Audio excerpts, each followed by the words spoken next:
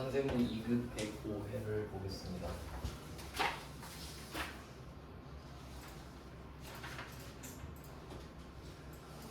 네, 이번에도 5번, 3번을 먼저 풀고 나머지 문제 푸는 식으로 진행을 해볼게요.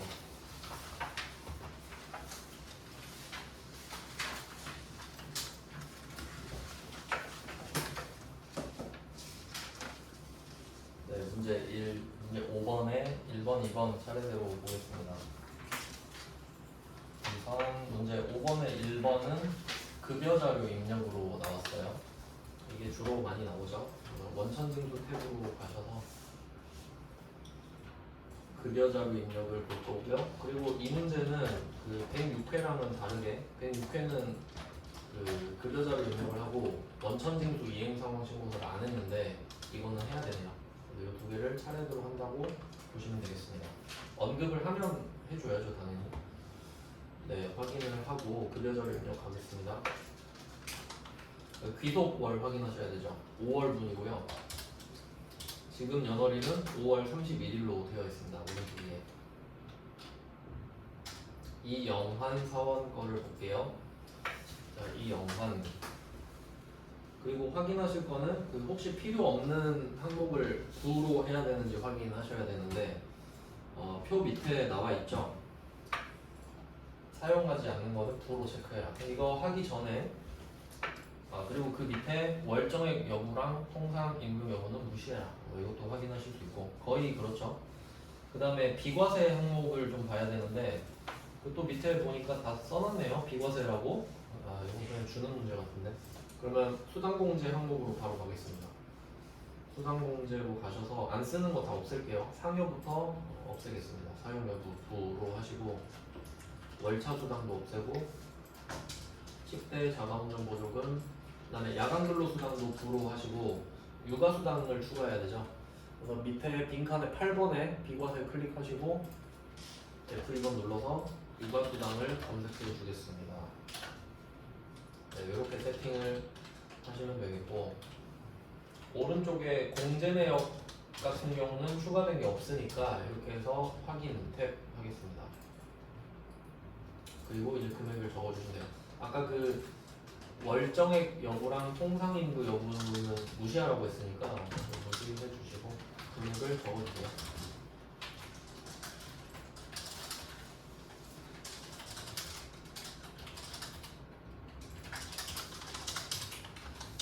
네, 차병원을 다 적으니까 비과세가 40만 원이 나왔습니다.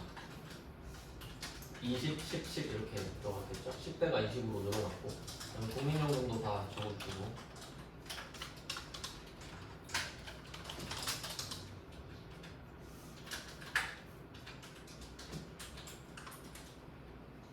네, 다 적고 나서 밑에 공제 총액이랑 차인 지급액 확인해 주시고요.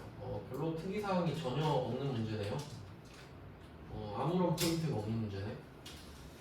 네, 놓친 거 없죠? 이렇게 해서 끄시면 되겠고 급여 자료 입력은 끝났습니다. 그리고 그 밑에 원천징수 이행상황 신고서 가셔서 5월 거니까 비속이죠. 5월 한 번 쓰고 계속 엔터를 해주시면 되겠습니다. 그리고 왼쪽 밑에 전월 미만급 여기다가 전월 미만급 이 문제 맨 밑에 나왔죠. 20만 원이라고 20만 원을 써주시면 되겠습니다. 네, 끄고 저장하시면 돼요. 엄청 쉽게 나오네요. 그 다음에 10점짜리 문제로 가겠습니다.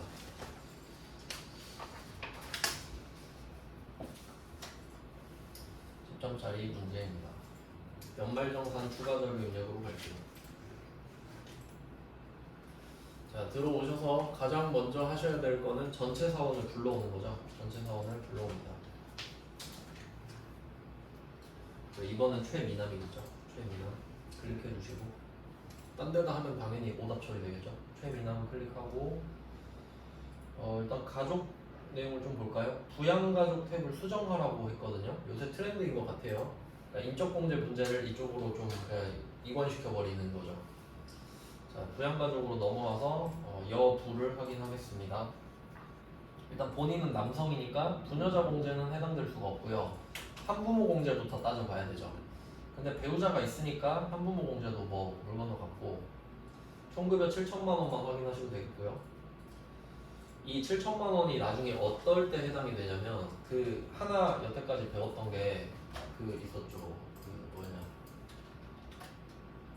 사무조리비. 그러니까 급여 7천만 원의 의미가 있을 때가 있거든요. 그러니까 지금 이 사람이 총급여 7천만 원이잖아요. 그럼 총급여 7천만 원 이하죠.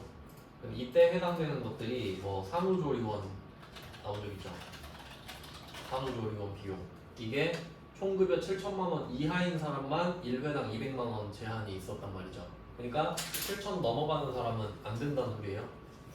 그러니까 그런 디테일이 있어요. 그러니까 괜히 말해주는 건 아니거든요. 그리고 나중에 보면 주택 관련 소득공제들이 있어요. 뭐 주택 청약 이런 거나 뭐 차입금, 뭐 원리금 상환 이런 애들 있죠.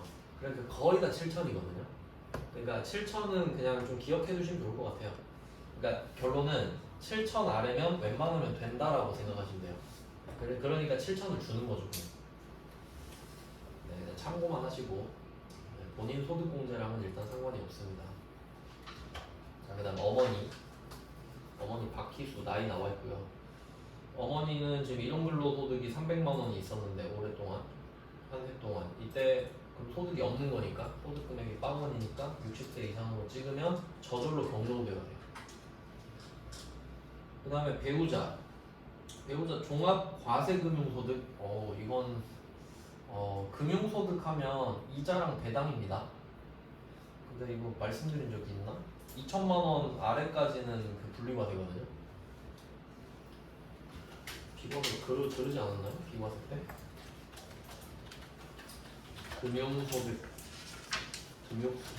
2천만 원 이하면 분리과세. 분리과세는 15.4%로 끝나요. 그러니까 아무리 내가 한계세율이 뭐 49.5%여도 1년에 이자 배당으로 받는 2천만 원까지는 그냥 15.4로 끝내주겠다. 은행이 어차피 15.4를 떼잖아요. 근데 만약에 지금 3천이죠. 그럼 이렇게 되면 원래 3천만 원을 주면서도 15.4%만 떼거든요, 은행이. 근데 종합과세를 할 때 내 한계세율로 맞춰버려요. 만약에 내 한계세율이 49.5다 그러면 종합과세 할 때 여기다 34.1% 이렇게 뭐 몇 퍼센트지 하여튼 그렇게 얹어버려요. 그래서 결론은 분리과세가 아니란 소리인 거거든요. 요 좀 디테일한 내용인데 이거를 넣었네요. 그래서 결론은 안 된다예요. 그러니까 돈 많다 이 말이지. 그러니까 2천만 원이었으면 소득이 없는 걸로 볼 수 있어요. 왜냐면 분리과세가 되니까. 근데 2천만 원을 초과하면 이거 종합과세로 넘어가 버려요. 전부 다. 본인의 한계세율을 적용을 받거든요. 물론 구간별 소득으로 다 영향을 받죠. 이렇게 되기 때문에 이거 중요 표시하시면 되겠습니다. 그리고 지금 여기서 금융소득이라고 말했잖아요. 금융소득은 필요경비가 빵이기 때문에 금융소득 금액이랑 같아요. 그러니까 상관없죠. 금융소득이라고 말하든 금융소득 금액이라고 말하든 상관이 없잖아. 어차피 필요경비가 빵인데. 그러니까 이것까지 알아두시면 전혀 상관이 없는 내용이다. 소득 금액이든 소득이든. 그래서 어쨌든 배우자는 돈이 많다. 이자로 저 정도 받으면 돈 많겠죠. 그래서 부 그대로 두시면 되고요. 그 다음에 최지우 딸 소득 없음 20세 이하. 최건우 아들 20세 이하.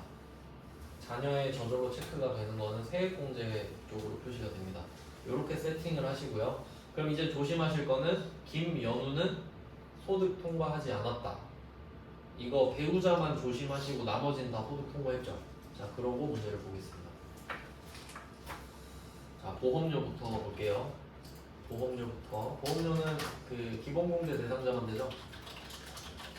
보험료는 나이 충족해야 되고 소득 충족해야 돼서 까다롭다. 그러니까 나이랑 소득을 다 충족해야 된다는 말은 결국 기본공제 대상자다 이 말이죠. 인적공제에서 나이 소득을 다 충족해야만 기본공제 대상자가 되잖아요. 그러니까 그 기준을 그대로 갖고 온 사람만 보험료 공제도 받을 수 있다. 이렇게 해석이 되지. 그러니까 보험료 공제는 인적 공제랑 같다고 생각하셔도 돼요. 자, 그러면 최미남 본인 거는 되죠? 45만 원, 160만 원 되고 최지우 딸 거도 당연히 피보험자 기준일 거예요. 다 되네요. 그럼 다 합쳐주시면 되는데 어차피 100만 원 넘죠. 그래서 그냥 100만 원 쓰셔도 되고. 저 같은 경우에 100만 원 쓸 것 같아요. 계산 안 되니까. 자, 연말정산 인약 상으로 가셔서 저는 그냥 일반에 100만 원 쓰겠습니다. 100만 원 넘어가면 100만 원 쓰셔도 돼요. 어차피 한도 100이니까. 그래서 보험료는 지금 안 되는 게 없었어요. 그 보통 오답으로 나오는 게 저축성 보험 하고 나이나 소득이 안 될 때인데 뭐 해당 사항 전혀 없고. 그다음에 교육비로 가겠습니다. 교육비는 소득 요건만 보죠. 소득 요건만 봅니다. 나이는 필요 없고 소득을 좀 보겠다. 대학원 맨날 똑같이 나오죠. 이거 저번 거랑 되게 비슷하네. 본인 대학원 이거 그냥 쓰시면 되죠. 네, 교육비에다가 본인 칸에 500. 그 다음에 김연우의 사이버대학 수업료는 배우자죠. 소득이 많아서 안 돼요. 그냥 안 적으시면 되고요. 그 다음에 최지우 영어 보습학원 학원만 표시하시면 되는데 학원은 취약전 아동만 되죠. 근데 둘 다 초등학생이죠. 근데 이제 아셔야 되는 게 나이 상관없다. 초등학생이냐 아니냐가 중요하죠. 그러니까 초등학생이 아닌 초등학교 입학 전은 학원비도 되는데 학원비 안 되죠. 그러면 안 되고 안 적고 최건우도 안 돼요. 그래서 지금 교육비는 본인 대학원 수업료밖에 안 됩니다. 안 되는 이유는 잘 아셔야 돼요. 배우자는 돈이 많아서 안 되는 거고 자녀들은 초등학생인데 학원을 다녀서 그래요. 자, 이렇게 확인. 뭐 안 적으면 우린 좋죠. 그 다음에 의료비 가겠습니다. 의료비는 이제 해보셔서 아시겠지만 그 부양가족 탭에서 의료비 더블 클릭해서 한 거 아시죠? 여기다 입력해 볼게요. 부양가족 탭으로 넘어오셔서 의료비를 더블 클릭해서 아무거나 더블 클릭하시면 창이 뜨죠. 하나씩 해볼게요. 자, 최미남 질병치료비입니다. 본인이죠. F2번 눌러서 본인을 골라주시고 원래는 그 쓴 곳을 적어야 되는데 없으니까 그냥 적어볼게요. 국세청장으로 다 골라주시면 됩니다. 국세청의 제출용이니까 지금. 건수는 필요 없고요. 금액은 150만 원. 실손 의료보험금도 이야기하고 있진 않네요. 넘어가시면 되겠고. 시력 보정용 안경도 있군요. 다음 칸에. 시력 보정용 안경은 50만 원입니다. 50만 원. 딱 커트라인이 됐죠.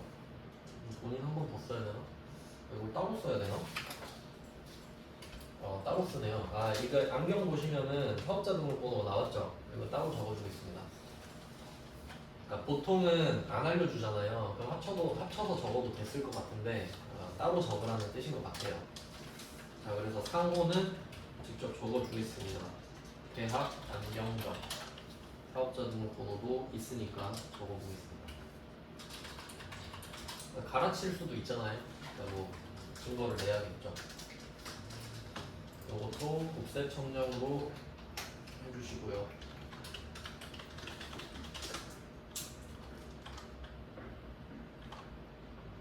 여긴 또 기타 영수증이네. 이게 그 저번에 제가 106회 때 말씀드렸었잖아요. 안경은 원래 기타 영수증으로 했는데 근데 106회 때는 제가 그 안경이 원래 기타 영수증인데 이건 국세청장이네 이러지 않았나요? 근데 여기 보니까 또 기타 영수증이거든요. 갈팡질팡하지 얘네들이. 근데 제가 알기로도 기타 영수증이 맞긴 해요. 안경은. 왜냐면 의료비는 아니니까. 그래서 이게 맞는 것 같아요. 106회 때 답이 잘못됐었습니다.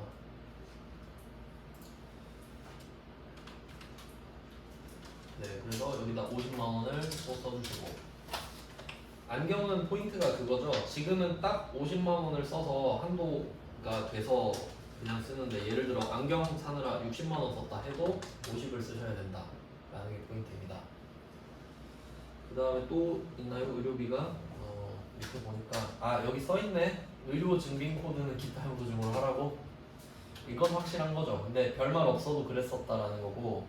그 다음에 박희수는 어머니입니다. 근데 어머니는 그 65세 이상이신데, 네, 어머니 박희수. 그 의료비는 나이 소득 다 안 보죠. 그냥 뭐 웬만하면 된다 보시면 되는데, 박희수를 골라주시고 325만 원 질병치료비니까 되죠. 상호는 없으니까 넘어가고, 국세청장 금액 325만 원, 실손의료보험금은 100만 원을 넣겠습니다. 차감돼서 알아서 반영이 되겠죠. 그리고 아까 말씀드렸던 산후조리원 해당 여부가 7천만 원 이하인 것까지 확인해 보시고, 7천이 의미가 있다는 거예요. 간단하네요. 이것도. 안경이 기타 영수증인 거 확인하고. 번호가 날라갔네. 네, 이렇게 해서 확인해 주시면 되겠습니다. 문제 요새 시험이 되게 쉽게 나오는구나. 네, 이렇게 하고 신용카드로 가겠습니다. 자, 연말정산 입력으로 다시 가셔서 왼쪽 밑으로 팍 꺾어야 되죠. 42번으로. 신용카드 더블 클릭해 주시고요. 신용카드는 소득 보죠. 소득. 근데 지금 보니까 최미남은 본인이잖아요. 그러니까 최미남의 신용카드랑 현금영수증은 다 될 거고요. 그리고 이제 김연우 배우자는 지금 소득이 많잖아요. 그래서 배우자 명의로 된 카드는 안 돼요. 내 카드를 줬어야지. 그래서 이 김연우 건 X표 치시고, 카드에서 보통 이제 안 되는 거가 잘 없는데 드디어 나왔네요. 카드에서 안 되는 거는 이렇게 소득이 많은 사람의 명의자랑 그 형제자매 명의. 자, 한번 입력해 볼게요. 자, 본인의 신용카드. 뭐야, 왜 이렇게 쉽게 나온다고? 그냥 2200이죠? 자, 여기서 보실 거는 아까 그 위에서 최미남 질병치료비랑 시력보정용 안경, 박희수 질병치료비 전부 다 카드 결제했거든요? 근데 어차피 중복공제가 되죠. 근데 만약에, 그러니까 지금은 되게 쉬운데 이러면 어떨까? 안경 구입비가 이러면 많이 틀릴 수도 있어요. 안경 구입비 70만 원이요. 이렇게 하고 최미남 신용카드 결제 이렇게 주는 거예요. 그리고 신용카드 금액이 2,200인 거죠. 예시를 하나 써주세요. 이거 풀 수 있어야지. 이렇게 낼 수도 있죠, 충분히. 자, 그러면 이렇게 되면 어떻게 되냐면 의료비는 50이죠. 똑같죠? 신용카드도 2,200입니다. 바뀌는 게 없어요. 왜? 70 긁은 거 맞잖아요. 카드는 다 돼줬을 만큼. 그러니까 이렇게 내도 맞히실 수 있어야 된다고.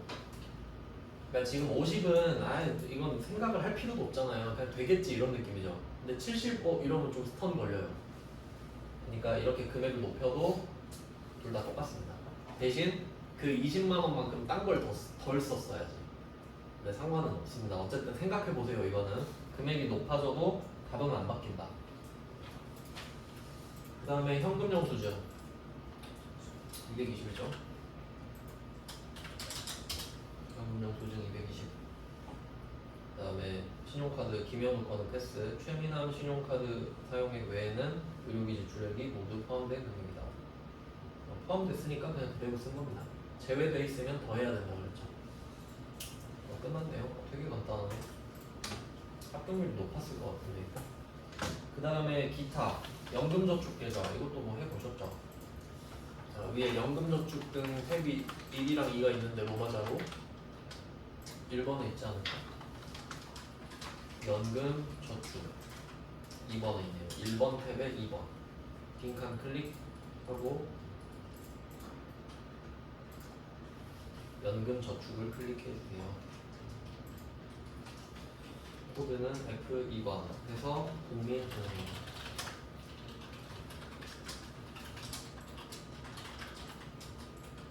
이거 하이픈 써야 된다. 이거. 내가 관리해야 되니까. 안 쓰면 내가 모르는 거 불편하죠. 납입금액 120. 이건 1년 동안 120을 냈다는 소리고요. 그리고 그 연금저축계좌 같은 경우는 본인 명의는 돼요. 본인 명의니까 지금 적은 거예요. 배우자 거 나온 적 있거든요. 배우자 거는 안 적으셔야 됩니다. 되게 쉽게 나왔네.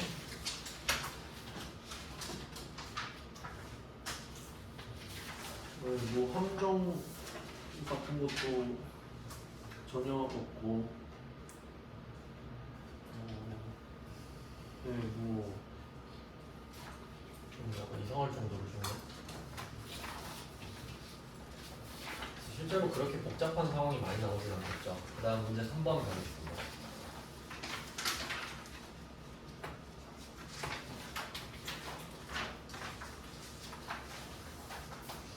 이게 합격률을 한번, 와, 합격률 48.57이다.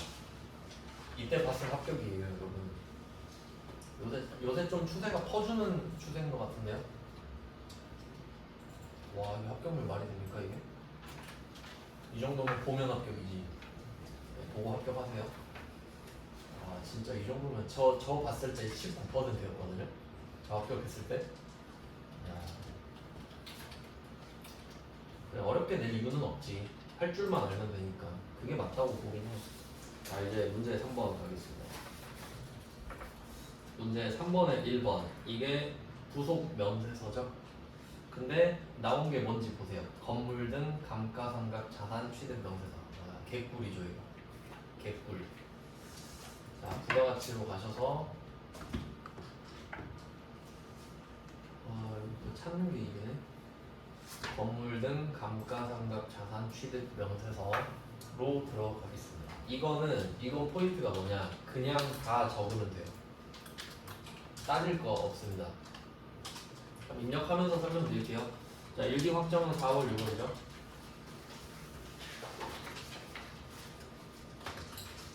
자, 그럼 이게 컨셉이 뭐냐면 그 이름이 건물 등 감가상각 자산 취득 명세서잖아요. 그리고 그 문제에 감가상각 자산에 해당한다고 돼 있죠.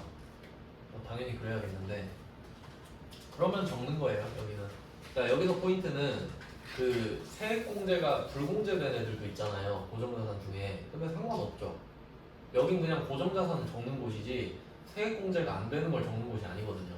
그러니까 그냥 적으면 된다. 그래서 쉬운 거죠.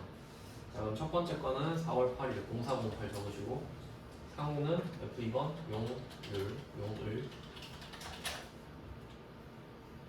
자산 부분은 공장 건물이니까 1번의 건물이고 공급가액은 5억입니다. 네. 전자세금계산서를 받은 거 안 중요하고요. 영수증 받아도 상관없죠. 보통예금으로 받은 것도, 보통예금 준 것도 상관없죠. 그 다음에 두 번째 거는 0512 기계를 샀습니다. 월초는 광명.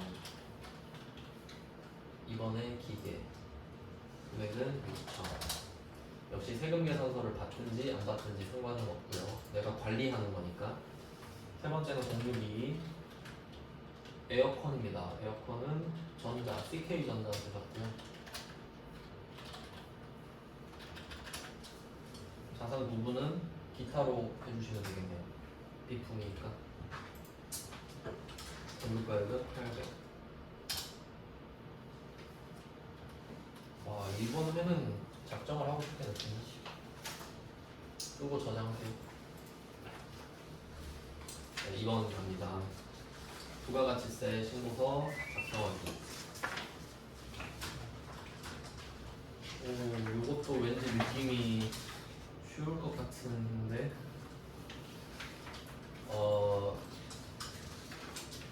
누락분을 한번 찾아볼까요? 누락분? 매출 자료 쪽에 누락분이 없네요.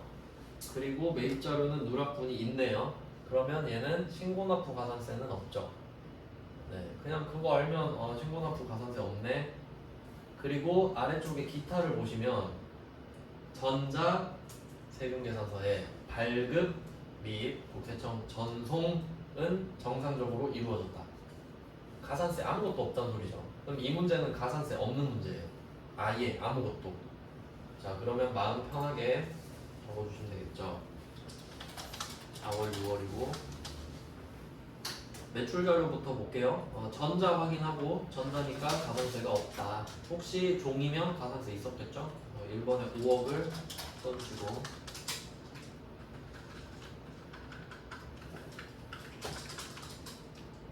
네, 그 다음에 매출 자료 두 번째 거 보면 해외 직수출에 따른 매출 공급가액은 1억입니다.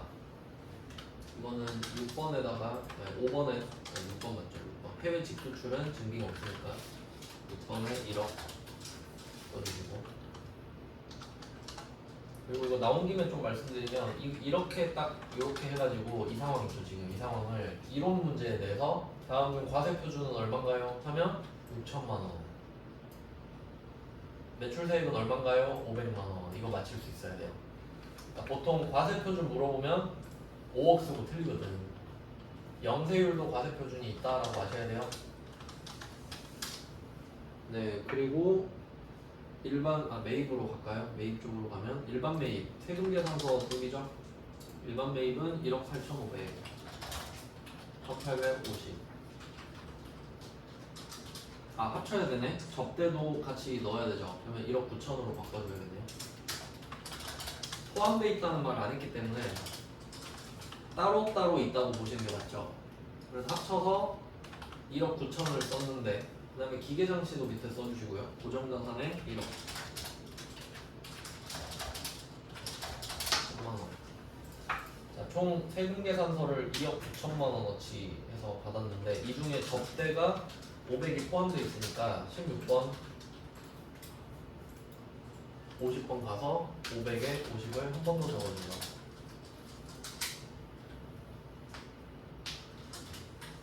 네, 불공 처리도 했고요. 그 다음은 신용카드 쪽으로 가겠습니다. 신용카드는 14번입니다. 14번에 일반 매입 하면 밑으로 내려가서 오른쪽 밑에 41번 일반 매입이죠. 500 50 카드니까 이것도 또 같이 이 부분은 또 사업과 관련 없는 매입이 있네요. 요거 중요 표시하셔야 되죠. 사업과 관련 없는 매입은 불공제 사유네요. 불공제 사유. 그럼 불공제니까 불공을 받는 건 알겠는데 세금 계산서가 아니잖아요. 그러니까 얘는 안 적죠. 일반 종표에 적는 애잖아요. 얘. 그러니까 여기서는 아예 안 적지. 그냥 안 적는다. 그러니까 세금 계산서를 받으면 적어놓고 안 된다 그러는데 그게 아닌 종표들은 다른 증빙들은 아예 안 적어버리죠. 어차피 안 되니까. 그래서 아예 적지 않는 겁니다. 그래서 이거는 제가 항상 강조를 했었지만 메인 매출 종표의 54번 불공은 지금 뭐 100만 원이라고 가정해 보면 이 메인 매출 종표에 불공을 적으면은 부가가치세 신고서로 넘어간다는 거죠. 부가가치세 신고서 가서 100만 원짜리 물건에 부가세 10만 원이 붙잖아요. 그럼 이 10만 원을 적고 다시 10만 원을 빼주는 형태라는 거예요. 그러니까 어차피 공제를 못 받는다는 소리지. 그러니까 넘겨서 다시 10만 원을 빼버리잖아요. 그러니까 결국 빵원 맞죠. 이렇게 되고, 근데 세금 계산서가 아닌 애들은 그냥 일반 종표 적는다 했죠. 그럼 얘는 신고서에 아예 가질 않죠. 그럼 그냥 빵원인 거지. 가질 않으니까. 그러니까 아예 넣지 않아도 빵이고 넣었다 빼도 빵이죠. 그런 차이가 있기 때문에 불공은 괜히 넣었다 다시 빼고 일반 종표는 아예 안 쓴다 이 말이에요. 그러니까 지금은 신고서 기준이니까 적지 않는다는 거고 이 거래 자체가 없는 거래라는 말이 아니죠. 일반 종표에는 적겠지. 110만 원이라고. 취득 부대 비용으로 넣어버릴 거 아니에요. 공제를 못 받으니까. 그것까지 이해를 하시면 좋겠네요. 네, 그럼 일반 종표 차이 보셨고요. 안 쓰면 좋죠, 뭐 우리는. 그 다음에 비품 고정 매입은 42번에 써주시면 되겠습니다. 330.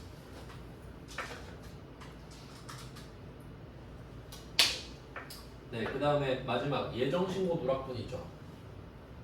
얘는 오른쪽 위로 가야 되죠. 예정신고 누락분이니까. 그러면 이때 예정신고 누락분에서 이 12번 있죠. 예정 누락분 크게 돼 있는데 이 부분은 번호가 없거든요. 여기다 쓰셔야 돼요. 번호가 없어요. 40번 밑에. 40번 밑에 써주세요. 이것도 좀 못 찾을 수도 있겠네요.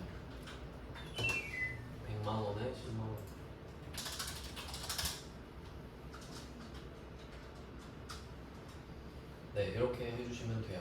그래서 그 누락분이 매입세액밖에 없기 때문에 우리가 10만 원 손해본 거죠. 그때 10만 원 더 받을 수 있었는데 깜빡하고 지금 받을게요 하면 가산세 먹지. 이미 늦게 받는 것 자체가 가산세 역할을 하니까. 이렇게 하고 그 다음에 맨 밑에 보시면 홈택스로 전자신고했다. 홈택스 이제 컨셉이 맨날 전자신고 하니까 웬만하면 하는 걸로 나오지 않을까 싶어요. 54번에 만원 정도. 그리고 전자신고를 하겠죠 이제. 자, 끄고 저장하시고요. 이번 회차는 정말 이상할 정도로 좋네. 네, 이제 전자신고를 한번 해볼까요? 방금 한 거는 1기 확정이고 이제 2기 확정 신고를 하려고 합니다. 저 어제 해보셨던 거니까 바로 또 해보겠습니다. 자, 얘는 문제가 매회 똑같다 그랬죠? 2번부터 보시면 돼요. 전자신고하고 전자신고 변환해라. 전자신고로 들어가시면 되고요. 날짜 10월, 12월.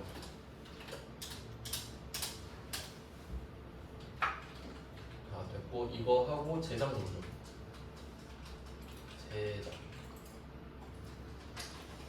제작을 누르시고 비밀번호는 1234, 1234를 눌러라.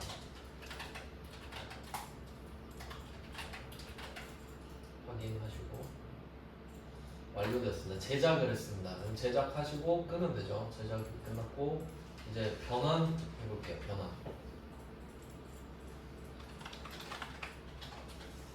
네, 변환으로 들어오셔서 메인 화면에서 닫기 누르시고요. 닫기 누르고 찾아보기로 갑니다. 찾아보기. 방금 그 제작한 거 찾아야 되죠. 자, 찾아보기 가신 다음에 경로는 로컬 디스크 C 드라이브 돼 있죠. 여기에서 오늘 날짜 돼 있네요. 2023년 4월 5일 해서 열기 하시고 밑으로 내려가서 형식 검증하기부터 쭉 훑어갑니다. 1234, 1234 누르고 확인 누르고 넘기고 오류 없고 넘기고 파일 제출. 이거 하니까 만원 깎아주는 거예요. 직접 쏴줬으니까. 네, 개꿀이죠? 그러니까 이건 그냥 2점 주려고 만든 문제예요. 차라리 우린 낫지 뭐 그냥 확실하게 2점 먹으니까. 네, 이렇게 해서 한 번도 끝났고요. 이번 회차는 정말 쉽습니다. 여기서 끊고 지금 쉬고 일반 점수를 지금 50분부터 볼게요.